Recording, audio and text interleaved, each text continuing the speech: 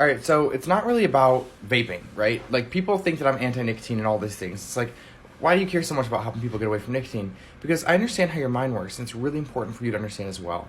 If you're constantly using something that is releasing an artificial level of dopamine, and let's start there, right? So when you hit a vape, right, what happens? You get a dopamine rush because the vape stick is like artificially concentrated with the right amount of nicotine to give you like the most artificial, fake, high dopamine hit you can possibly hit. Like they're designed to give you that sensation.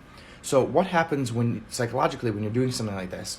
When you're constantly getting fake dopamine hits and you can just sit on your couch and do it, your motivation to do other things really goes down. Why? Because when I can sit on the couch and get a really, really amazing artificial high dopamine hit over and over and over again, other things like my dreams, like going after genuine relationships, like the things that would actually create meaningful life for me, a purposeful life, those are no longer important because now I can sit on the couch, get fake dopamine hits of nicotine, porn, alcohol, gambling right from my couch all the time.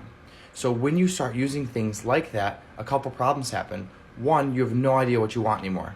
Because when your dopamine levels are all messed up, there's just no chance of you figuring out what it is you actually want, and there's zero chance of you actually going after it consistently, because the moment it gets uncomfortable, you've conditioned yourself to hit a dopamine hit and sit on your couch. So that's the problem with dopamine hits in the first place, especially with nicotine and vaping, because it's so accessible. So the first thing is you don't really know what you want. Now the second thing that happens, again, is that you don't actually take action to go after anything uncomfortable. The dreams that you have, I promise you, I don't care what the dream looks like. It could be anything, any dream. The dream goal, the route there is discomfort. In order to go after the guy or the girl or whoever you want to marry, that's uncomfortable. It's scary. You might face rejection. If you want to create a business, that's scary. You're going to face rejection. If you want to go and be an actor or a singer or a dancer or write a book or do anything that's meaningful with your life, the whole reason it's meaningful is because you have to become the kind of person who can step into discomfort. That's the exact thing vaping allows you not to do. Third and final thing that happens when you are constantly smoking something that releases a fake dopamine hit is that it allows you to tolerate a life that you're not happy in. It's an illusion, right? So if you have all these dopamine hits in your life that are fake, right? Let's look at things like vaping constantly. When you remove that, what you realize is there's a lot of things in your life that you're not happy at, but vaping allows you to tolerate it.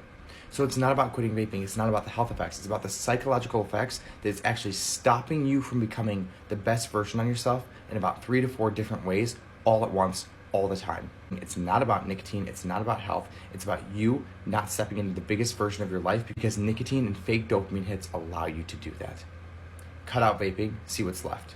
Click the plus sign if you want help quitting for good, and also learning the same skill set that I would teach any of my clients to help you become the best version of yourself.